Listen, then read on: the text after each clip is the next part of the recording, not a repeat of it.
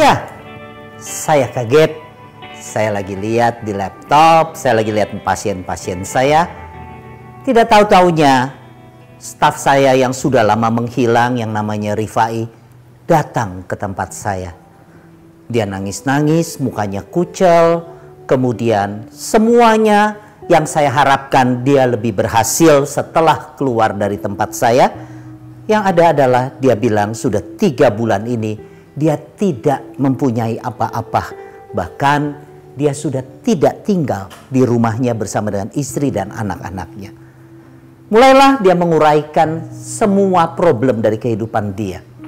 Nah, disinilah mulai dari cerita bagaimana saya harus menguatkan dia, menyembuhkan dia. Bukan hanya kesembuhan daripada jasmani, tapi kalau rohani itu lebih berat lagi. Karena itu adalah harus ada tekad dan niat dari Rifai sendiri, mau bertobat atau tidak.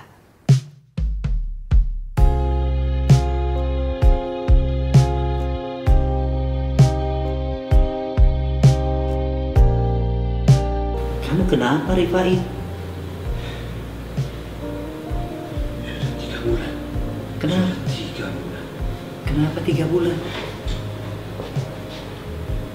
Hei, Saya mau makan apa? ya kan kamu waktu keluar dari saya kan sudah bagus, usahamu maju, malah bisa gantiin saya, langganan-langganan saya malah banyak yang kamu bawa ke tempat kamu, ke perusahaan kamu. Kan itu udah ada modal buat kamu.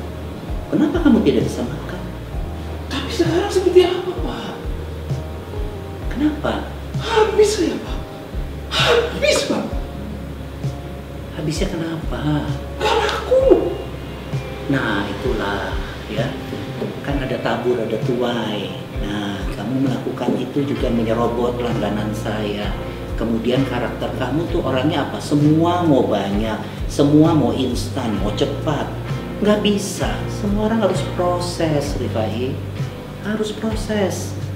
Gak mungkin langsung semua bisa. Apalagi kamu jalannya waktu itu dari perusahaan saya, bikin sendiri, nyerobot langganan saya dan lain-lain. Mana berkatnya? Nah, akhirnya kan kamu datang lagi kemari. Apa yang bisa saya bantu? Tolong, Pak. Habis saya, Pak. Habis. Boleh saya kerja lagi? Poin yang pertama, posisi kamu sebenarnya sudah ada yang gantikan. Nah, itu sepupu saya yang gantikan.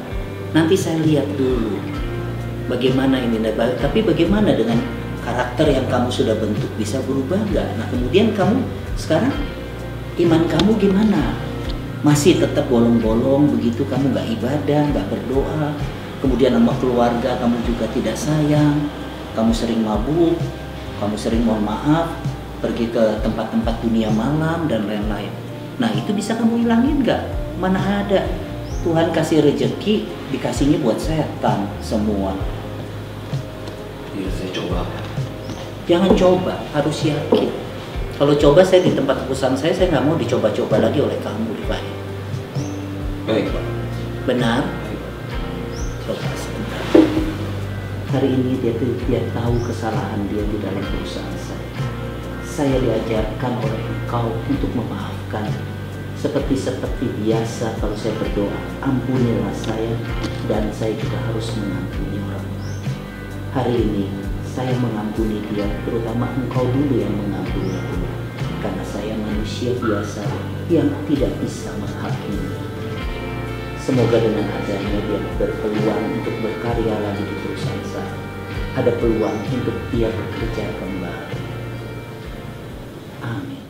Nama saya Rifai. Saya adalah seorang pengusaha dan sebelumnya saya pernah bekerja dengan seseorang yang bernama Pak Kokon, di mana kami bergerak di usaha subkontraktor. Singkat kata, saya melihat ada peluang bahwa saya kok bisa ngerjain sendiri. Jadi saya mulai melakukan hal-hal yang harusnya subkon itu masuk ke perusahaan, tapi saya ambil alih untuk diri saya sendiri.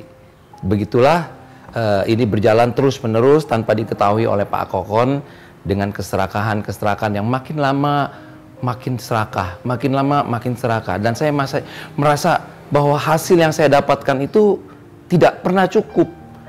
Selalu saja bertambah gitu loh. Kalau tadi saya dapat 1 juta, saya pengen 2 juta. Saya dapat 3 juta, saya mau 5 juta. Terus menerus sehingga keserakahan itu menjadi-jadi dan kelakuan saya semakin orang bilang menggila ya. Artinya melakukan hal-hal yang di luar kewajaran.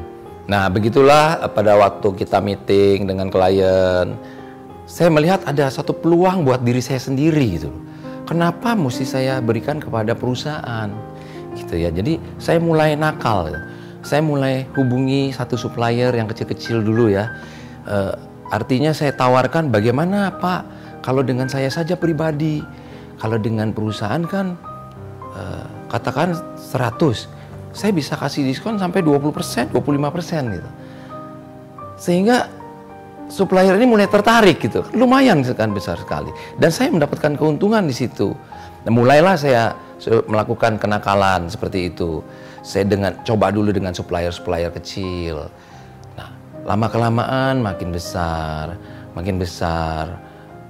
Begitu juga dengan biaya saya, karena saya mendapatkan sesuatu yang lebih dari gaji, sehingga saya melakukan aktivitas-aktivitas yang orang bilang boros gitu. Mulai pergi ke kafe, mulai pergi ke tempat-tempat plesir yang nggak benar, minum, bahkan judi. Nah, disinilah nafsu saya untuk melakukan yang lebih lagi, kalau orang bilang itu korupsi, begitu besarnya. Sehingga saya lupa diri, saya lakukan dengan 1 supplier, 2 supplier, 3 supplier, 4 supplier, bahkan saya korupsi secara pribadi, bukan melalui supplier tetapi melalui transaksi di dalam perusahaan itu sendiri juga banyak saya lakukan. Betul-betul sesuatu yang tidak pada tempatnya ya. Itu sangat-sangat luar biasa dan saya sangat lupa diri. Nah, tidak saya mencari dan saya juga tidak tahu di mana Rifai. Dia keluar juga dengan tidak baik-baik, tidak ada serah terima dan lain-lain. Dia pergi begitu saja. Bahkan banyak sekali langganan-langganan saya yang direbut oleh dia.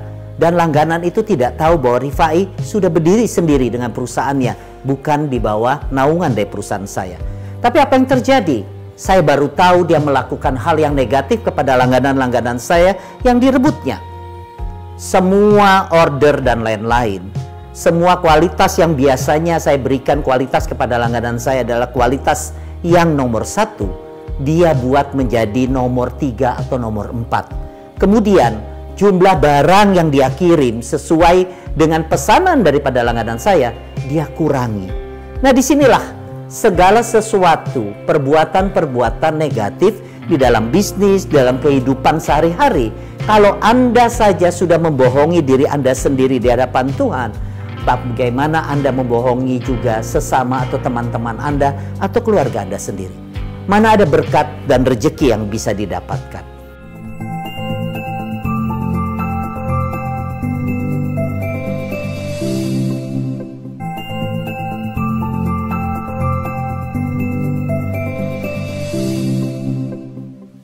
Prosesnya tidak lama. Setelah kurang lebih 6 bulan dia keluar tanpa pamit. Dia bilang tadi datang ke saya bahwa 3 bulan ini dia sampai makan saja susah. Tempat tinggal dia pindah-pindah ke temannya, ke saudaranya. Dan hanya beberapa hari melihat tabiat seperti itu, semua saudara tidak mau menerima dia dan menolak dia. Itulah, kalau nama Anda sudah buruk, bagaimana Anda bisa mendapatkan kepercayaan dari orang lain? Nah, bagaimana mengatasi dari semua ikatan-ikatan ini? Ya, 1, bertobatlah. Kedua, percaya kuasa Tuhan melebihi dari segala-galanya. Ada hukum tabur dan tuai. Karena apa? Tuhan akan memberi berkat dan rezeki selalu dari yang halal, dan ada proses dan selalu kita mengatakan terima kasih atau bersyukur. Tapi kalau timbul keserakahan, timbul yang namanya kecurangan, dan timbul bahwa hasil dari berkat rezeki itu kita buat kepada hal-hal kuasa kegelapan, itulah yang menyebabkan rezeki itu akan musnah dengan sendirinya. Biasanya ada peribahasa yang bilang, uang jin dimakan setan. Nah, itulah yang terjadi pada Rifai. Tapi apa yang terjadi setelah itu? Ada sesuatu kekuatan ikatan, karena kita kalau mau bertobat, selalu iblis itu mengikat kita makin erat. Dan sulit sekali untuk kita lepas dari ikatan itu. Nah, yang paling penting adalah satu, tekad, niat, dan mau mengubah daripada perangai yang jelek itu. Saya sudah mencobanya, tadi saya salurkan, mengeluarkan semua kuasa gelap kepada Rifai, dan Anda juga harus bertobat dan jalankan yang baik di hadapan Tuhan. Gimana, Pak? Apa yang gimana? Ini selanjutnya ini gimana? Selanjutnya, ya udah, saya periksa dulu ya, mungkin kuasa gelap kamu ada di dalam diri kamu.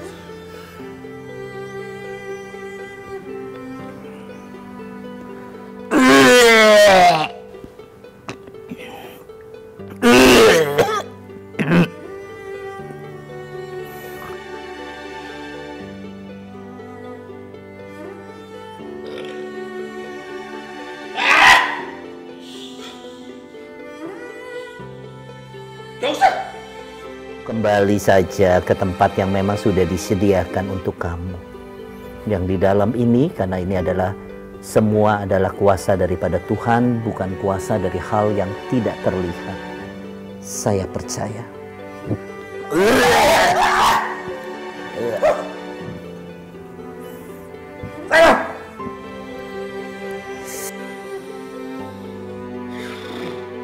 Panas! Panas!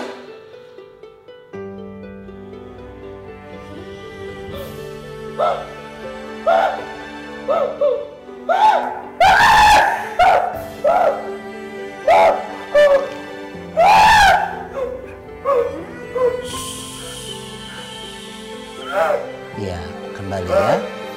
Yuk. Yuk. Yuk, tenang. Yuk, sudah tidak ada lagi ya hari ini, supaya tidak ada ikatan-ikatan yang mengikat kamu, Rifai. Ya, nah yang penting bertobat, ibadah yang baik. Ya, kalau bisa berpuasa dan kemana-mana selalu berdoa. Ya, nah, kemudian kamu juga harus minta maaf sama keluargamu semua dan orang-orang yang pernah kamu sakiti. Ya sudah, tidur dulu sebentar. Yuk, tidur dulu. Terima kasih ya Tuhan, dan malaikat-malaikatmu telah membantu daripada mengeluarkan seluruh ikatan-ikatan kuasa gelap yang ada. Sangat berat sekali ya Tuhan, semoga dengan adanya ini Pak Rifai bertobat dan dia tumbuh kembali sehingga imannya menjadi kuat. Dan semoga orang-orang yang pernah dilukai karena karakter dia sendiri, hari ini dia bisa minta maaf kepada semua yang dia lukai. Biarlah dengan adanya ketenangan yang dia dapatkan pada hari ini, biarlah Tuhan menyembuhkan jasmani dan rohani dia, jiwa dia dan pikiran dia. Dan semoga hari ini dia bisa bangun dengan perasaan yang tenang dan lega. Ayo bangun. Ayo.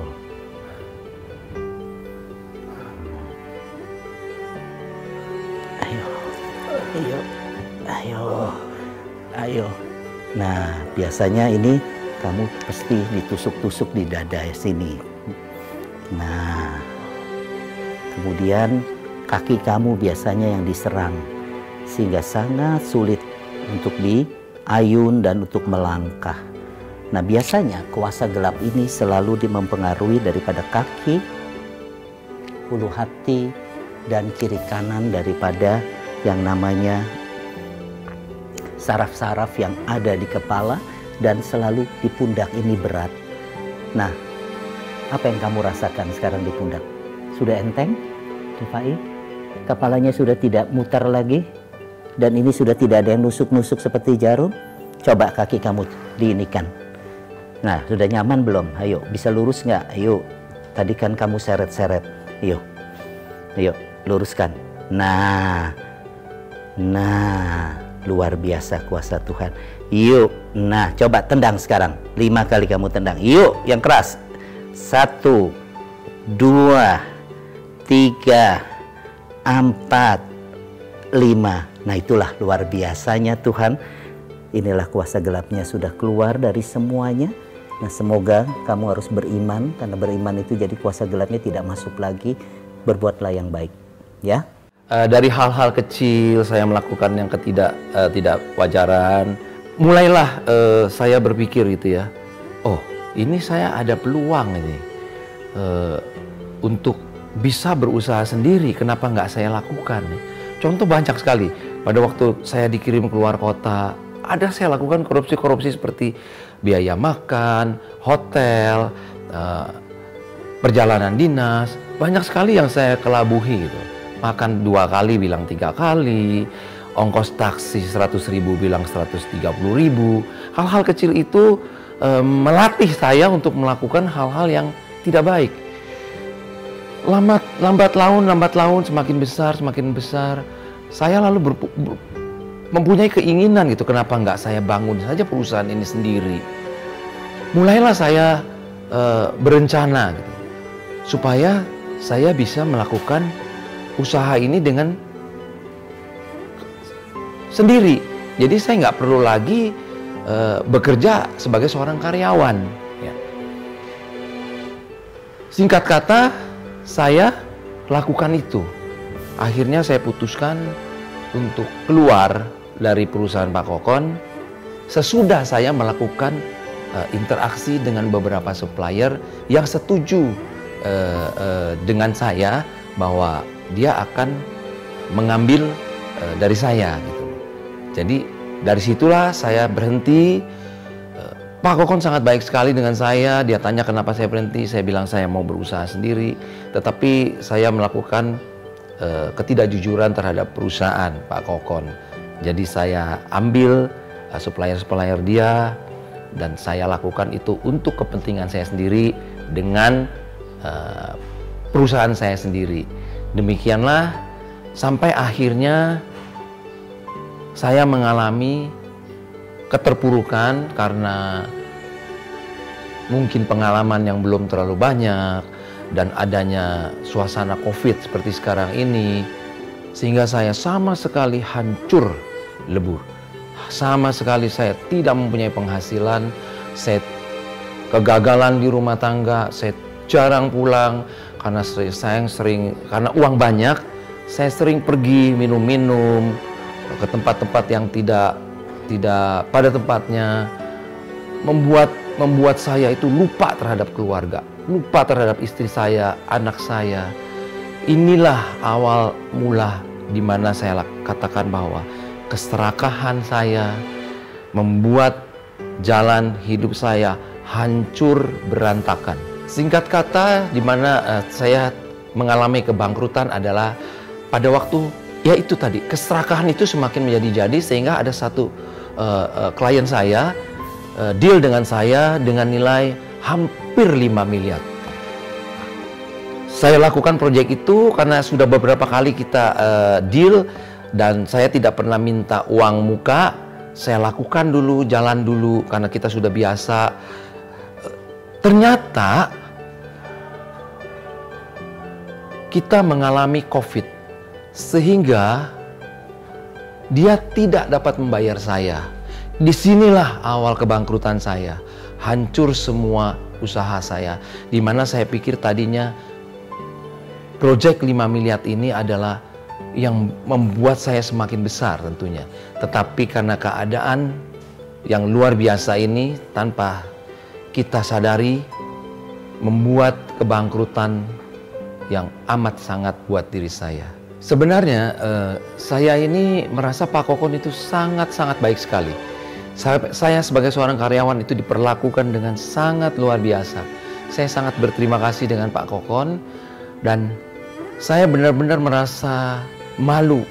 Saya tidak berani menghadapi dia di dalam keterpurukan saya. Saya selalu ingat Pak Kokon yang sangat baik pada saya. Saya mau kembali kepada dia, tetapi ada perasaan yang tidak enak. perasaan yang sangat malu buat diri saya untuk kembali kepada dia.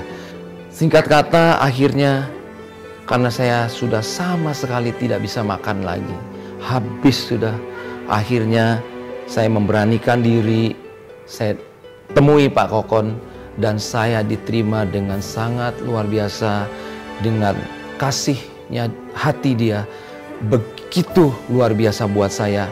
Padahal dia tahu bahwa ada hal-hal yang tidak baik yang saya lakukan terhadap perusahaan Pak Kokon tersebut. Saya ceritakan seluruhnya, bahkan dia bertanya kenapa saya kembali. Saya katakan bahwa saya sudah hancur, saya sudah tidak punya seperak pun, habis sudah. Tetapi Pak Kokon bukannya marah kepada saya, tapi justru dia sangat menerima saya dengan baik. Saya sangat-sangat berterima kasih sekali pada Pak Kokon. Luar biasa sekali. Saya tidak dapat berkata-kata apapun juga. Saya hanya menangis saja. Saya katakan, oh Tuhan, Pak Kokon sungguh luar biasa. Orang yang demikian baiknya. Tetapi saya lakukan yang sebaliknya. Saya lakukan kejahatan-kejahatan untuk dirinya. Begitulah kisah hidup saya, sampai akhirnya saya dikembalikan kepada semangat hidup saya yang baru, dan saya boleh bekerja kembali di perusahaan Pak Kokon tempat saya dulu bekerja.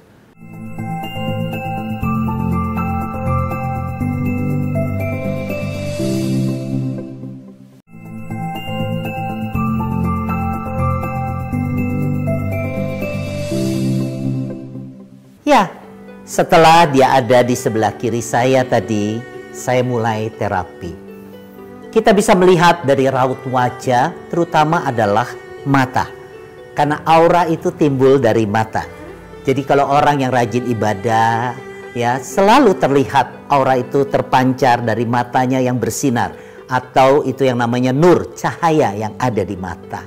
Nah, apa yang terjadi? Kalau orang yang punya kuasa gelap, dia tidak pernah mata itu berbicara dengan yang namanya bahasa tubuhnya.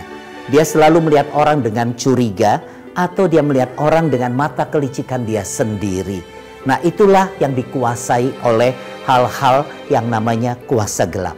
Kemudian pada saat berbicara, dia tidak berani mata memandang bola mata kita. Selalu mengelak untuk saling memandang. Karena apa? Karena ada roh yang baik di hadapan yang ada di kita berhadapan dengan roh yang jahat. Roh yang jahat itu selalu mengelak untuk bertatapan mata dengan mata. Dan apalagi yang kita bisa lihat dari kuasa gelap tersebut, yaitu adalah kalau dia duduk, pasti dia gelisah. Dan pada saat kita ajak ngomong, selalu suka-suka tidak konsen dan ngelantur.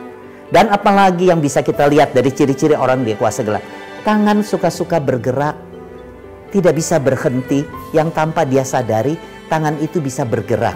Bahkan suka-suka ada senyo yang disebut badan dan lain-lain. Nah, umumnya orang-orang yang punya kuasa gelap itu tidak betah di satu tempat. Dia selalu berpindah-pindah.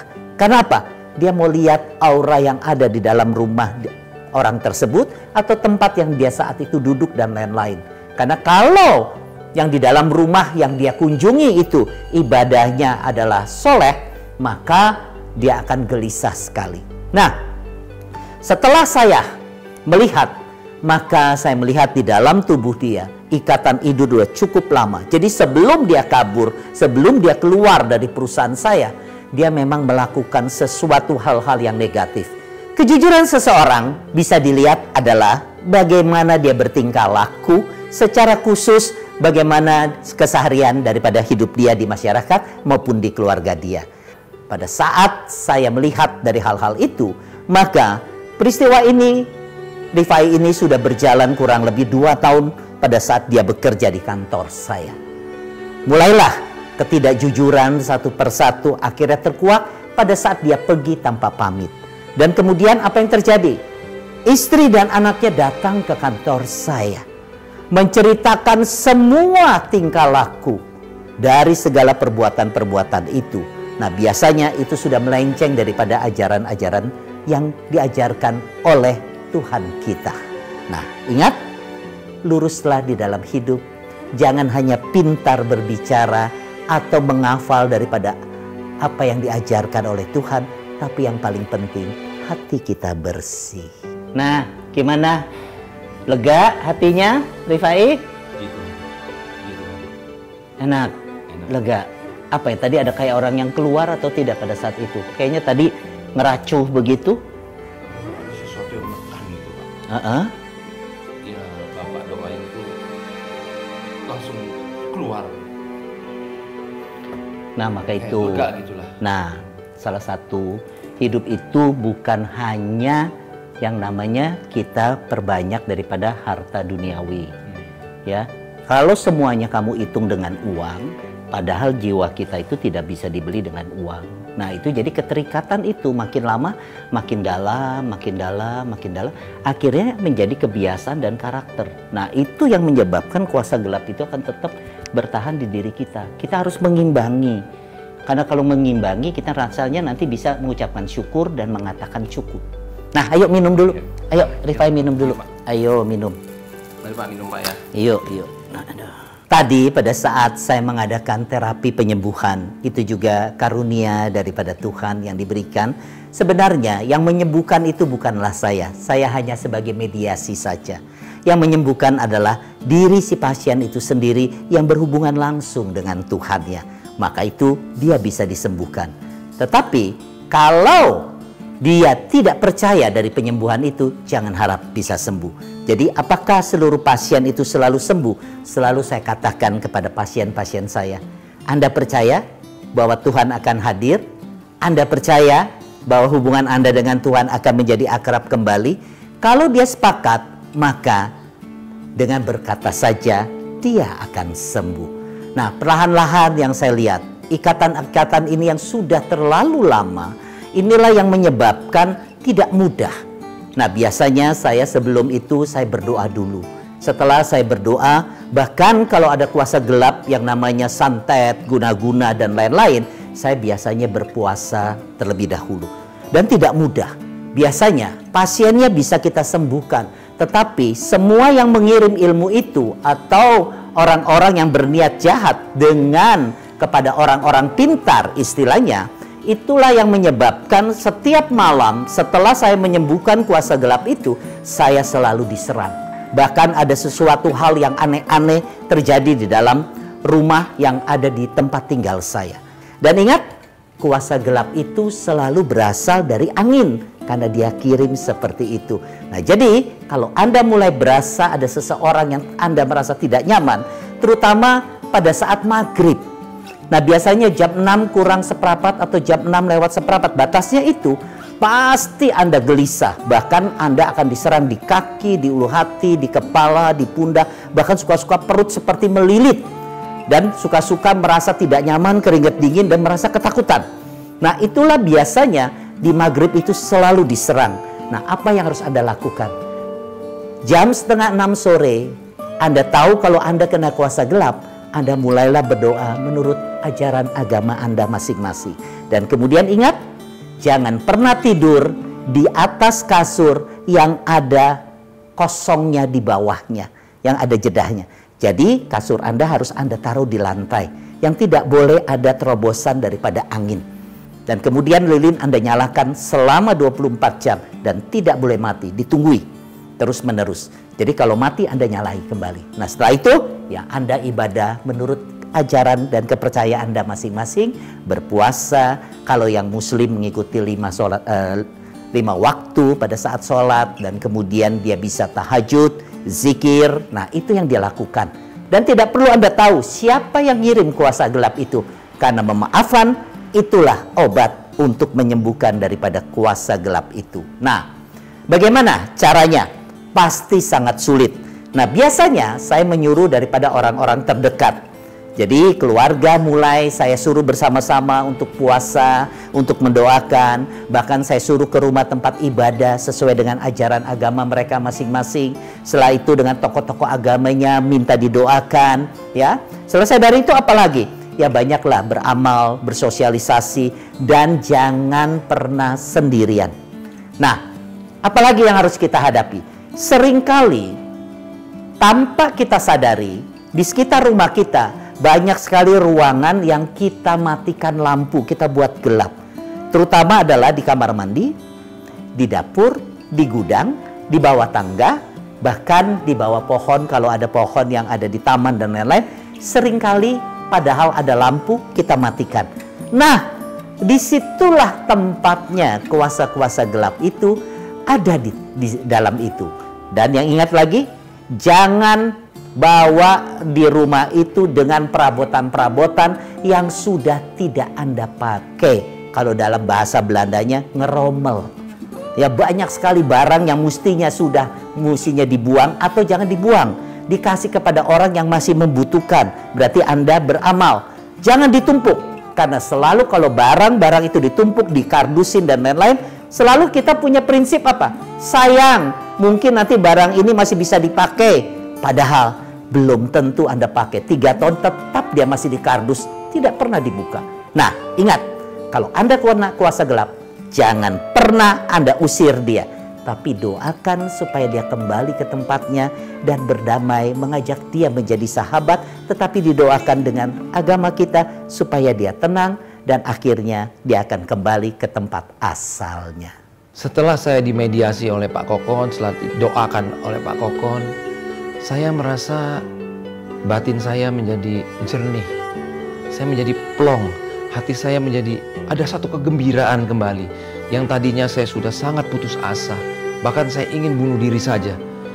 Saya tidak mau kembali kepada keluarga saya. Tetapi setelah didoakan, setelah dimediasi, pikiran saya menjadi jernih kembali gitu. Bahwa masih ada harapan-harapan yang baru di dalam hidup saya bersama tentunya bimbingan-bimbingan dari Pak Kokon. Saya sangat-sangat terhibur sekali.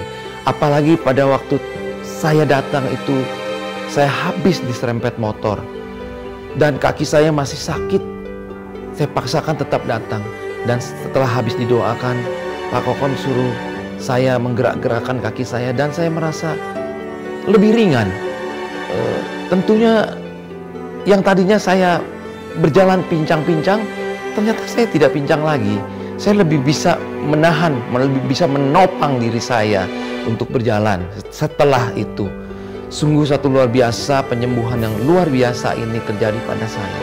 Dan saya sangat percaya bahwa di hari-hari kemudian harapan-harapan baru pada diri saya dan keluarga saya akan terjadi pemulihan demi pemulihan yang luar biasa.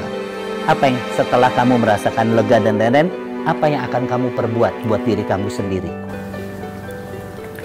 Yang pertama saya harus kembali, Pak. Ya. Tadinya kan saya udah nggak pernah ke gereja lagi, Pak. Oh, kamu ke gereja. Oke, terus? Ya, sekarang saya mau coba kembali lagi. Berdoa setiap hari. Oke. Muji-muji Tuhan. Oke. Apalagi yang akan kamu lakukan selain dari itu? Nah, keluarga bagaimana? Katanya kamu sering nggak pulang 2 bulan dan lain-lain. Iya, saya dengar dari istri kamu. Iya. Nah, ayo ya, hari ini kamu balik, minta maaf sama istri, sama anak-anak ya. Nah, setelah dari itu ya, kamu perbaiki hidup kamu. Yang sulitnya itu, lingkungan kamu sekarang sudah menghakimi. Jadi kamu jangan gubris dengan omongan orang lain. Yang paling penting hubungan kamu dengan Tuhan sekarang dipulihkan kembali. Ya, nah lihat mata kamu yang tadinya kelihatannya garang, lihat saya dan lain-lain begitu. Ya, meskipun kelihatan lelah, sekarang sudah ada sinarnya. Ya, nah sekarang apa yang kamu mau lakukan setelah kamu mendapatkan kesembuhan dari ikatan-ikatan ini? Apa ya setelah kamu mau ibadah kembali, mau banyak berdoa? Nah, program kamu untuk kerja apa? Nah ini Pak, ini kan masa COVID ini Pak. Iya. Kan, kalau usaha kan sudah habis Pak. Oke. Nah, tapi kan saya tahu kamu punya relasi banyak. Nah, berarti kalau punya relasi banyak kan bisa dimanfaatkan. Nama kamu jelek, tapi kan istri kamu masih dipercaya. Saya sekarang sudah percaya lagi kepada kamu. Nah, kalau gitu relasi kamu dioper ke saya yang follow up kembali bagaimana? Boleh atau enggak? Itu yang memang keinginan saya, Bapak. Ya sudah, saya sudah memaafkan kamu. Nanti habis dari sini setelah kita makan pisang, saya ikut ke rumah kamu. Kamu berkenan saya ke rumah kamu? Siap Pak. Kamu sudah siap belum? Karena katanya kamu nggak pulang udah 2 bulan. Nggak apa-apa ya, saya dampingi, saya yang buka supaya istri kamu mau membuka daripada pintu rumah kamu kembali. Langsung saya mau lihat kamu minta maaf, kamu bertobat. Nah, mulai besok kamu sudah boleh balik bekerja dengan saya. Terima kasih Pak Kokon. Terima kasih. Terima kasih. Iya, saya akan terima kamu lagi. Yang penting kamu jangan mengulangi lagi. Kalau saya ibadah, kamu ikut ibadah, ya. Terima kasih Pak.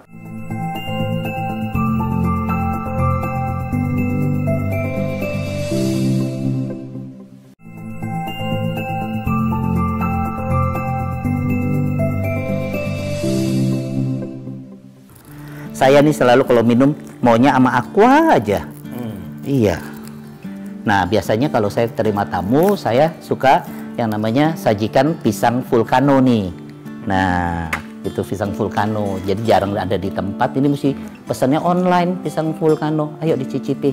Kan belum pernah kan kamu waktu sebelum kamu ini? Aja udah enak nih Pak. Belum dicicipi nih Pak. Nah, ayo nih. Oke, terima kasih Pak. Yuk cicipi. Yuk.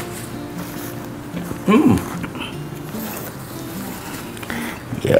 Wah. Pisangnya matang banget ya. Iya, enak ya. Nah, ya. ini pisangnya bukan pisang sembarangan, ini bukan pisang kepok, pisang Kalimantan. Seperti biasa, di akhir daripada episode ini, selalu saya akan membahas pertanyaan-pertanyaan dari Instagram Eljon TV. Hari ini ada 4 pertanyaan dari Instagram Eljon TV. Ya, saya akan mulai dengan pertanyaan yang pertama.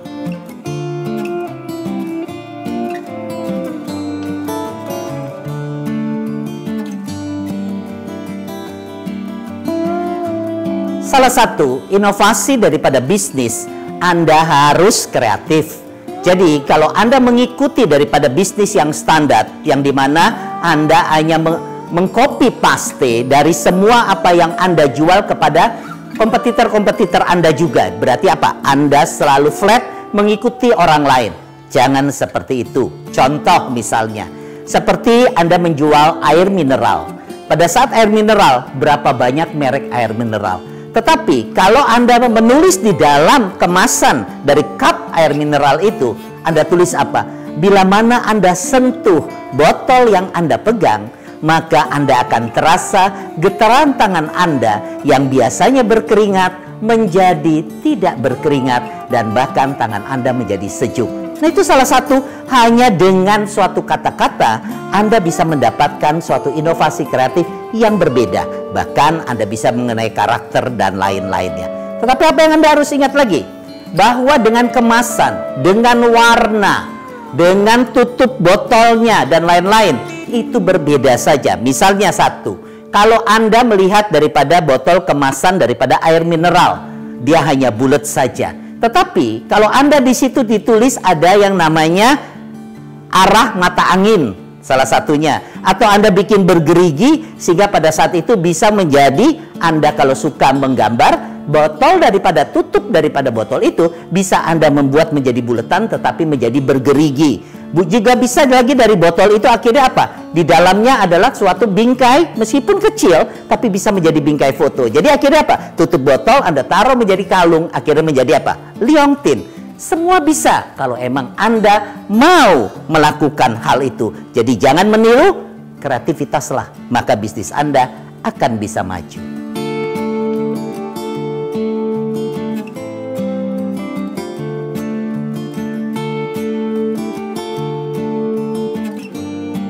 Oke, pertanyaan kedua mengenai tulang ekornya sakit karena mengangkat barang berat. Seperti saya yang sudah berumur ini, saya juga sudah mengetahui bahwa kalau saya mengangkat berat, berarti dari tumpuan ujung telapak kaki saya, dari jari saya, itu ada sesuatu yang namanya saya paksakan dari otot-otot saya. Yang tertarik adalah apa? Ya pasti daripada urat tulang ekor. Jadi sebenarnya bagaimana menyembuhkannya? Yang pertama adalah mulailah sekarang sudah tidak boleh mengangkat yang berat. Itu udah pasti. Yang kedua adalah apa? Mulailah gerakan badan nih. Ya seperti ini, kiri, kanan. Nah setiap hari ya, bangun tidur, sebelum tidur, dan kemudian apalagi yang harus kita lakukan selain daripada set up. Nah, mulailah melatih. Kalau Anda sudah berumur, pertama-tama ya mungkin 15 kali dulu. Nah, paling banyak cuman paling sehari 30 kali. Nah, secara khusus bagaimana Anda mengobati daripada penyakit yang namanya tulang ekor Anda? Yang satu adalah olahraga. Paling bagus adalah apa? Berenang. Tapi karena dengan adanya COVID ini kan kita tidak bisa berenang. Set up lah. Diranjang saja terlebih dahulu 15 kali. Nanti kalau sudah lancar baru tambah lagi 5. Dari pagi 30, kemudian siang. Tapi kalau Anda bekerja ya sore pada saat Anda sudah kembali di rumah Anda sepat lagi 30. Dan kemudian gerakan badan Anda. Ke kiri ya 25 kali, ke kanan, kemudian naikkan tangan ya, kemudian apa? Angkat tumit ya, tumpu pada ini ya, angkat kaki, kemudian tangan di atas, kemudian turunkan dan lain-lain. Itu adalah gerakan untuk yang namanya melenturkan otot-otot yang ada. Dan apalagi yang paling penting adalah jangan makanan yang berminyak. Jadi itu bukan karena kuasa gelap, tapi itu adalah dari jasmani itu sendiri yang perlu diobati.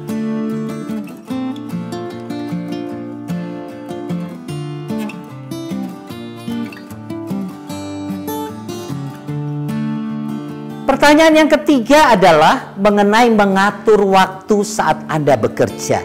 Nah, inilah bagaimana Anda harus disiplin dengan diri Anda sendiri. Anda harus ada perencanaan kerja, berapa jam, berapa menit setiap kali pekerjaan itu harus Anda selesaikan. Nah, kenapa harus seperti itu? Sehingga Anda tidak membuang waktu disiplin. Salah satu contoh saja, tanpa Anda terasa ya, suka-suka Anda habis makan siang, Anda ngobrol dengan teman-teman Anda. Nah, apa yang terjadi kalau perencanaan itu akhirnya pekerjaan dibawa ke rumah? Yang ada adalah apa? Anda stres. Buatlah perencanaan kerja dan disiplin dengan waktu. Misalnya Anda hari ini mengurus administrasi, 40 menit harus selesai. Kemudian Anda hari ini memfollow up daripada customer-customer Anda, 30 menit harus selesai. Kemudian Anda mau memimpin rapat, 40 menit harus selesai. Nah, ini kalau Anda sudah disiplin diri, maka semua yang itu Anda bawa pekerjaan di rumah Anda tidak perlu lagi. Di rumah adalah milik Anda dan keluarga. Jangan pernah bawa pekerjaan ke dalam rumah. Karena apa? Orang-orang membutuhkan Anda untuk komunikasi, perhatian, bencengkrama, sukacita. Sebab kalau orang sudah tidak mau diganggu dengan membawa pekerjaan di rumah, apa yang terjadi? Waktu yang Anda siapkan untuk keluarga Anda hilang begitu saja. Padahal mereka butuh bersama dengan Anda dan bersama dengan keluarga. Nah, jadi ingat, disiplin waktu Anda pasti bisa untuk melakukan pekerjaan-pekerjaan itu di kantor tanpa di tempat lain. Dan ingat, kalau lagi istirahat, makan siang dan lain-lain, jangan berbicara dengan yang namanya bergosip, bencengkrama, bercanda dan lain-lain. Kenapa? Tanpa Anda sadari, waktu 1 jam untuk istirahat makan siang atau makan sore, malam dan lain-lain, yang terjadi adalah bisa spare 1,5 jam dan 2 jam. Itulah yang menyebabkan Anda tidak bisa menyelesaikan pekerjaan itu di kantor. Semua orang bisa kok. Anda lihat berapa banyak orang-orang yang berhasil jadi pemimpin atau jadi pengusaha, punya perusahaan malah puluhan, bukan cuma 1 atau 2. Ini Anda bercerita Anda baru sebagai pekerja. Bagaimana bos-bos Anda yang punya 10 perusahaan atau 20 perusahaan? Mengaturnya seperti apa? Anda lihat, kalau Anda bertanya dengan sekretarisnya, begitu ketatnya setiap jam yang harus cuma selesai 30 menit, harus selesai. Kenapa? Ada perusahaan yang lain lagi yang ingin rapat dan meeting dengan dia. Sekali lagi, disiplin waktu, itulah jawabannya.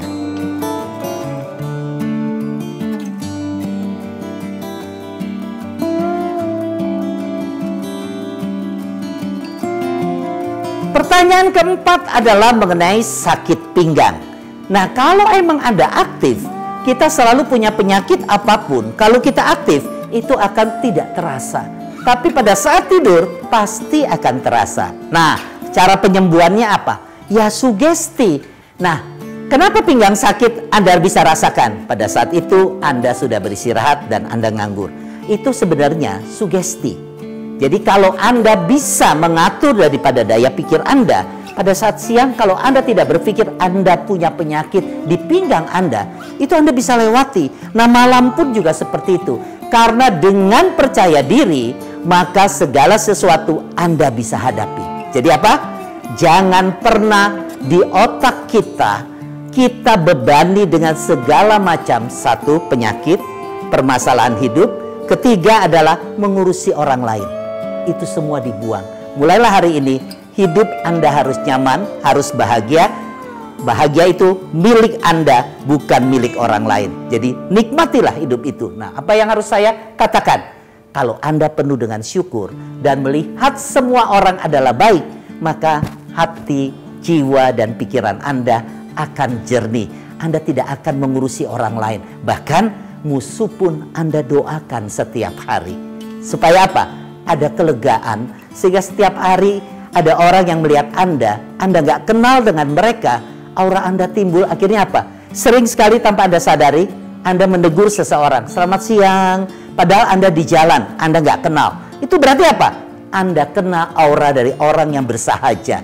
Sehingga Anda melihat dia, pasti Anda bertegur sapa, selamat pagi, dan lain-lain. Atau pada saat Anda jalan, ada orang yang langsung tersenyum dengan Anda, manggutin Anda. Itu berarti apa?